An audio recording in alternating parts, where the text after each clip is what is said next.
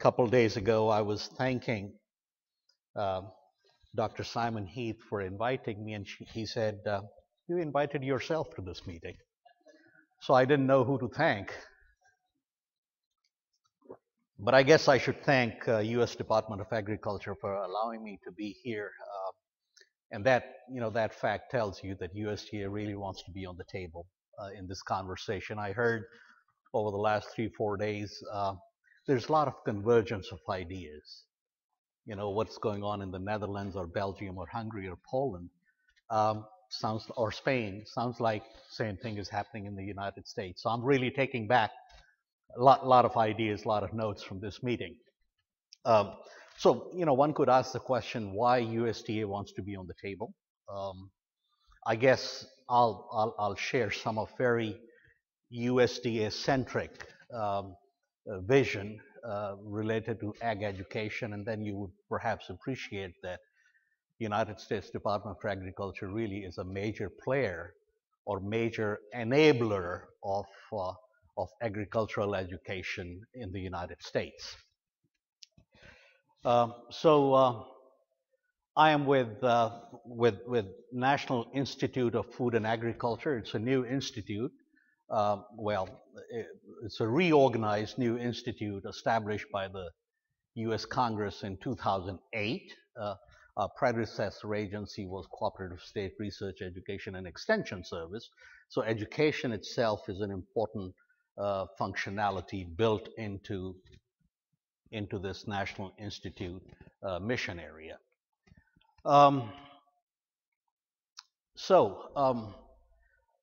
You could ask, what does classical breeding and this picture has to do with a conference on education? Well, this is my previous life before I became a bureaucrat in Washington. I was in academia for 20+ years here in the United States. I actually started working as a bench scientist. It's now almost 40 years that I've been working with chickens and poultry in general. And I guess the point I'm making is that since the theme of the conference is how to train and develop the workforce and the next generation of scientists, I thought I would not be embarrassed if I call myself as an old generation. And some of the things which Ian's and my generation or Glenn's generation has been able to deliver is really very impressive. I'm talking about the times when we didn't have these omics going on, but we still were able to deliver the science in a way which really helped the humanity. For example, I did this study several years ago, and when I published it last year, this work was recognized by Poultry Science Association as a citation classic. What I'm showing here really is that if you look at the change with genetics, I'm talking about quantitative genetics, has made over the years. If you would have gone to the market, let's say in 1957, by the way, these are Athens Canadian random bred control we got from, and this line is, by the way, still being maintained in Georgia. If you would have gone to the market, you could have bought a chicken to eat and serve it to dinner at 85 days of age with this size. However, in 2001, if you would have gone, you would have gotten a chicken this size. So look at the fold increase in production traits, which through classical breeding, I would say my generation has been able to achieve, not only in chickens, but also we have a similar situation with turkeys. When you compare the original random bred controlled turkeys out of which the modern day turkey was developed, there is a tremendous difference in body weight. So I think it's a good example to illustrate that a point that there is a continuum of developing agriculture supported by a very solid infrastructure including education. Another example, in 2007, US produced 34% more milk with 48% fewer dairy cows. So again, the point being that simple genetic selection has led to significant reduction of input, but tremendous increase in the output of what we are looking for. My generation was also able to determine a lot of mechanistic approaches to immune system and health, for example. Again, this is some of my work, but we used to work in those days at cellular level, how microbes are taken up by immune system cells, how the antigen is processed and degraded, and how it is presented. And that then became a sort of a motivation to develop effective vaccines, which even today in animal world are the main source of health and disease resistance. In this example, for example, how a macrophage is internalizing microorganisms. This is Salmonella typhimurium, and how they are being presented to outside, or how a macrophage is binding to the tumor cells and eventually degrading these tumor cells. So a lot of these basic studies then became eventually the basis of our next technology development, which then brings me to the genome sequencing effort. USDA'S, I'm sure you know, really led the global effort in doing the domestic animal genome sequencing. In 2000, after the human genome was sequenced, National Institute of Health, in collaboration with USDA, started thinking, how do we move forward on an evolutionary clade, and which animal to sequence first for comparative genomics? And guess what? Chicken was selected as the first animal. So we were able to invest a significant amount of money, in the amounts of $30 to $40 million to sequence the chicken genome. And we developed a USDA blueprint for agricultural animal genomics, blueprint which then helped us guide stage-wise sequencing of domestic animals. Chicken was the first, then we did the cattle, and then the pig, and then the sheep and goat, and a lot of aquaculture species.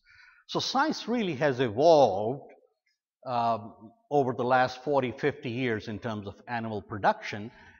And I guess the challenges for the newer generation, where is Zane? Is Zane sitting here? I was talking to him yesterday.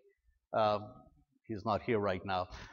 Anyway, so the new challenges which I think our next generation of scientists would be facing and helping us to solve would be using these advances in biology to address these new challenges, whether it is host-pathogen interaction or whole genome-based animal selection for disease resistance or production traits.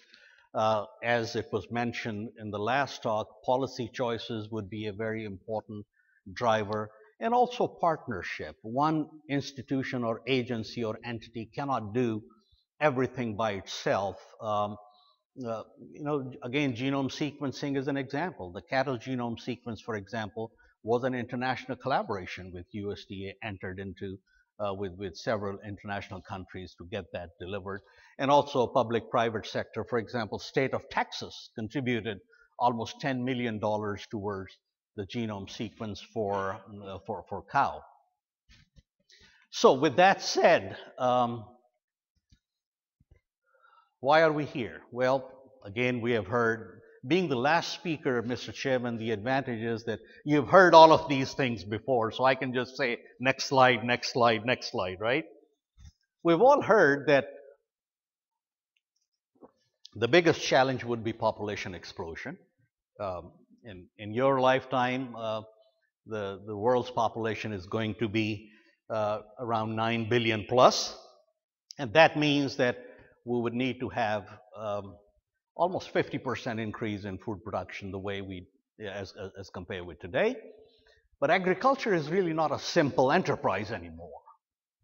It has food, energy, climate, water, health, and then the pressure of being sustainable and environmental friendly. So it's a very, very complex enterprise, and we really have to be thinking of approaching it that way. And of course, we also have been talking about last few days about bringing the human dimension into production agriculture as well. So the President's Council of Advisors on Science and Technology in the United States, it's a council established by the White House which advises the President of the United States. In 2012, they came up with recommendations for production agriculture. And they identified some challenges for agencies like me. For example, managing new pests, pathogens, and invasive plants, increasing the efficiency of water use, reducing the environmental footprint of agriculture, growing food in a changing climate, accommodating bioenergy opportunities, producing safe food, addressing global food security, and maintaining abundant yield. So it's not just the scientists, it's the administration, all the way to the Office of the President, which is really aware and interested and challenging the scientific community to address or help address these challenges. So what's the current reality? We saw these numbers, and these are, by the way, the updated numbers that we are only able to produce, to fulfill 61% of the industry manpower need, agriculture industry. 39% of the students which we are graduating are non-agriculture students. So industry is getting a workforce from allied disciplines. And this is the projection 2015 to 2020. It's the same data which you cited in your presentation, but this is the new update. This report was just released actually 3 weeks ago. And employers are employing these agriculture graduates in various areas of production agriculture enterprise, some going to food and biomaterial production, education, communication and governmental services, management and business, science and engineering. So there's quite a diverse type of opportunities available for our agriculture graduates. So why is it a concern? Well, it's not my drawing, my slide. It's a report from a study which tracked longitudinally over time. For example, in 2001, there were over 4 million ninth graders who were tracked. In 2001, ninth graders. And in 2011, after 10 years, out of the same 4 million class, only 166,000 graduated in STEM, science, technology, engineering, and math majors. So the point is, this pipeline really is very leaky. We really need to do something at this level or even earlier to ensure that we have enough graduates who would help us with production agriculture enterprise. A lot of advisory committees and the councils are making their recommendations. PCAST, I just said, 2010, prepare and inspire K through 12 education in science, technology, engineering, and math for America's future. National Academies of Science, universities, and the future of America, 10 breakthrough actions vital to our nation's prosperity and security. Then PCAST report, engage to excellence, producing 1 million additional college graduates with degrees in science, technology, engineering, and mathematics. Then report to the President on agriculture preparedness and the agriculture research enterprise. And lastly, very recently, National Science and Technology Council, which is the overarching advisory council for the Office of the President, came up with a strategic plan for STEM education for the entire U.S. federal enterprise, including USDA. So there's a very high-level strategic thinking going on how we can develop workforce and the next generation of scientists to address these societal challenges. So what are the critical recommendations from the President's Council which are related to agriculture workforce? Primary concern is support for a well-trained workforce. By support, I mean funding. There is not enough funding available, and the administration knows that. Industry has difficulty recruiting the technical employees for its research program. We talked about that in this meeting. The talent pipeline begins well before college. Absolutely no question about it. At the baccalaureate level, we need comprehensive array of undergraduate programs that are relevant to agriculture and food industry, and recommends that USDA, in collaboration with National Science Foundation, expand its national competitive fellowship programs for graduate students and postdoc and researchers. So again, it's really pleasing to see that the President of the United States is being advised to real-life challenges which we all know are close to our heart as well. So what are we doing at USDA? Some of you asked me about the organizational structure, so I added this slide at the last minute. United States Department of Agriculture is a very, very complex. It's probably, I may not be wrong if I say that it's the largest federal department in the country, employs thousands and thousands of people, and has a very, very diverse portfolio. Starting with the Office of the Secretary, he has a lot of staff and supporting administrative infrastructure. But what's important is the mission areas. We have 7 total mission areas. My agency is under the mission area called REE, or Research, Education, and Economics mission area. In that, we have ARS, the Agriculture Research Service. A lot of you are familiar with ARS. ARS is our intramural research arm of USDA. Then NIFA, my agency, National Institute of Food and Agriculture, which is the extramural, we're the funding agency.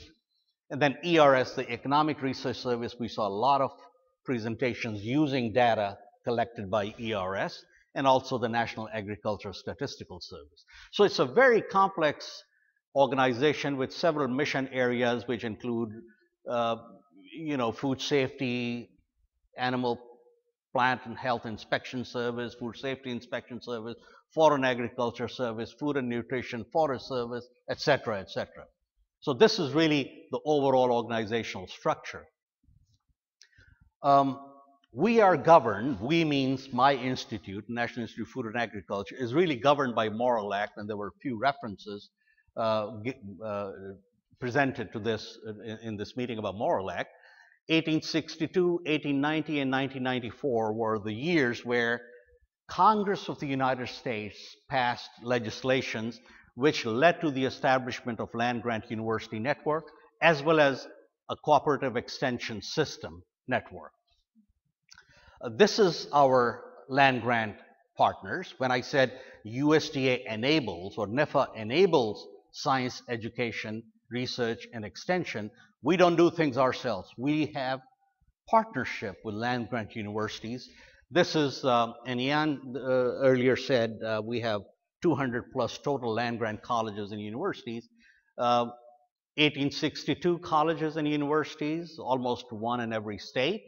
We have, 57, 58 institutions established under 1862 Act. Then we have 1890 institutions, which are historically black colleges and universities. We have 19 of those. We had 18, one was added last year. And then we have 1994. These are the colleges which cater to the needs of our Native Americans or tribal partners. These are our tribal partner colleges spread all across the country. Well, we also have a very interesting partnership with our Hispanic serving institutions. As you know, U.S. demographic is really changing now. A lot of Hispanic serving institutions, the number goes into hundreds. We also have specific programs for Hispanic serving institutions, which are also legislatively mandated.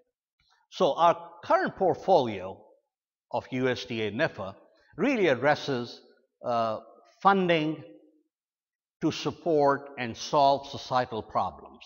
Some of these problems, the current societal problems we are addressing or attempting to address, is food security, water, climate change, sustainable bioenergy, childhood obesity and nutrition, and food safety. And a lot of other what we call foundational knowledge programs, which are also embedded into the legislative authority.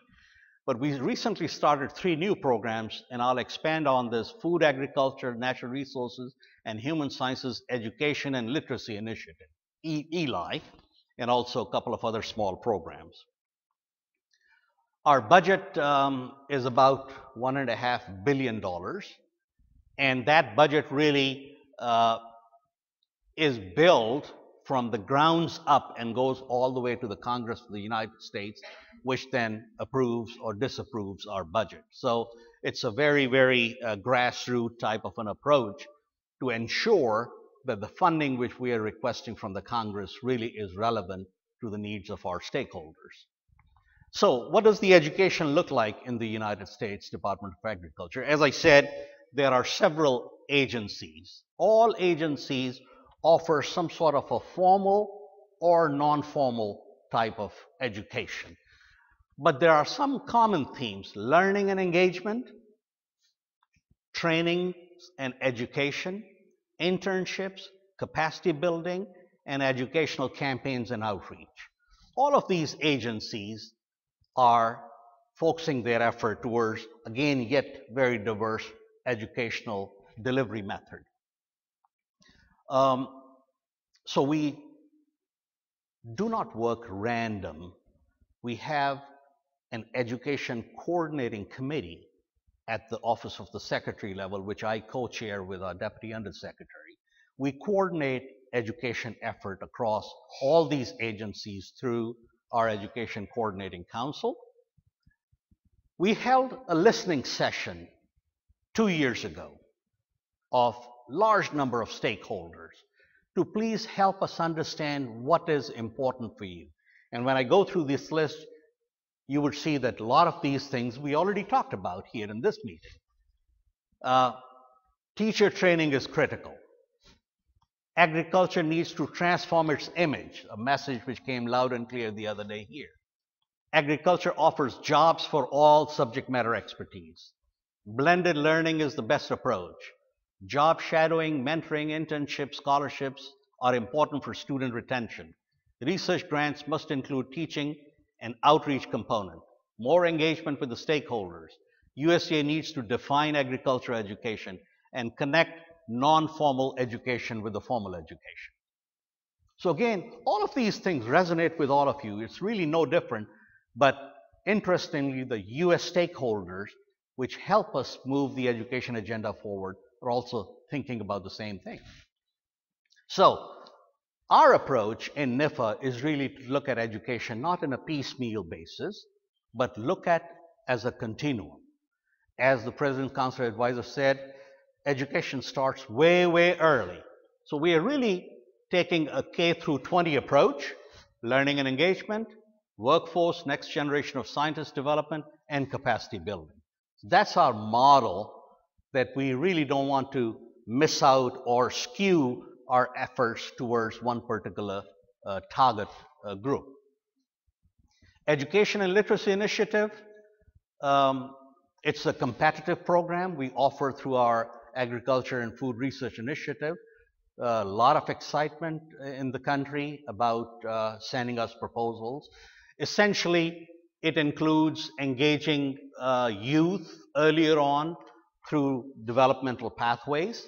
It engages undergraduates through REEU research, education and extension, experiential learning for undergraduates, and also our flagship NIFA pre-doc and post-doc fellowship programs. Some of you may know the President of the United States 2 years ago in the State of the Union, or actually last State of the Union, really highlighted the importance of community colleges. And we did talk about some of those two-year colleges, or vocational colleges was the term used. We are really paying a lot of attention in the United States to our community colleges portfolio. Why? Community colleges constitute roughly 46% of all United States undergraduates. That's our pipeline, folks, into a four-year college. A great resource. 45% of these undergraduates are first-time freshmen. 57% Native Americans go to community colleges. 47% Asian Pacific Islanders. 47% of African American, and 55% of Hispanic Americans are not in four-year or Cornell or these institutions. They're actually in these community colleges. That's the population we are tapping into. So they represent a very critical link for us in our education pipeline. So really, this is our working model, that you start early at the high school level, bring two-year colleges in the loop. Two-year colleges would have the opportunity either to go to four-year colleges, then to master's, and then to PhD program. And we fund, our pipeline really funds this stick diagram as well. Model works really well for HSIs, or Hispanic Serving Institutions. We train students, we do provide summer internships, and our interest in this is that not everybody really wants to go to a four-year college. I was in a meeting the other day, and one of the senior administrators from Farm Services Agency said, Dr. Qureshi, I don't need four-year student four-year college graduate to be my loan officer. I just need somebody who can understand fundamentals of financial management, a two-year college, and if you have any graduates, I can hire 50 two-year graduates today in my Farm Service Agency. So we are bringing these two-year colleges as summer interns at our USDA, and then hopefully offering employment opportunities. So that's our workforce as well. We have been having some conversation about another fantastic program which USDA has in America. It's called 4-H, or Engaging Youth. It's a youth engaging program, youth and 4-H program. The vision is a world in which youth and adults learn, grow, and work together as catalysts for positive change. All youth are prepared for life and prepared for work. We have 6 million youth. And remember, this is outside the classroom program. We have 6 million youth in the United States who are enrolled in about 25,000 4-H clubs all across the country. Who delivers these programs? Our Cooperative Extension System. NIFA funds Cooperative Extension System, and Cooperative Extension System then goes to every county level and engages youth. And the data, why this is important, is a recent study by Tufts, which says that when you compare 4-H youth with their peers, they have better grades, more of them wanted to pursue careers in STEM education, and a greater number plan and apply to four-year colleges. So this indicates that involvement of youth 4-H is really increasing the development of life skill sets. Also, a question was raised here that the average age of a farmer is increasing to 55 years plus, and also there is a significant shortage of new people entering into the farming pipeline. USDA also has a great program called Beginning Farmers and Ranchers Program, which actually was further authorized in 2014 Farm Bill, which provides funding for new entering farmers so that we can increase the number of farmers. We're also paying a lot of attention to our veterans, for example, who are coming back from global engagements, coming back to the U.S., don't really have any skill set other than being in the military. We have a lot of programs where we are incentivizing our veterans to be farmers. Also, there's a very interesting program called Small Business Innovation Research Program. And this is a two-phase program where universities enter into partnership with the industries. First phase is funded just to develop a proof of concept. And if proof of concept is successful, we fund a phase two where you have to have a business model and commercialization plan. A very, very successful plan, project being managed through USDA. Every federal agency every federal agency which has a funding authority sets aside certain percentage of dollars. So there's a federal pool of money to promote engagement of public and private partnership. And USDA supports that as well. Cooperative Extension Service is another great mechanism USDA uses, essentially taking the bench science to end users. Like the comment the other day was made, if you define the term academic essentially means of no practical value, as it was said. I really got a kick out of that. But we have this fantastic model which is envy of the world, that these are the experts. They know how to take science from the bench and the lab and bring it to the end user for the public good. So just to conclude, I think our model encompasses the entire spectrum of students, all the way from kindergarten to, I say 20, but some people say even lifelong learning. Our target audience, of course, is youth, educators, farmers, public, and we do have global dimension. That undergraduate option which I mentioned, which we started in our education and literacy initiative, we do have a very strong study abroad component in there as well. So we are sticking to our Morrill Act charge or directive, which essentially challenges us to create foundational knowledge, provide practical education, and also military leadership. Remember, our forefathers thought of these things when the land grant philosophy and the system was established. And today, those objectives still are very relevant. When we ask the employers, if you look at land grant mission, this tripartite mission, what do you think is the most important as we stand today?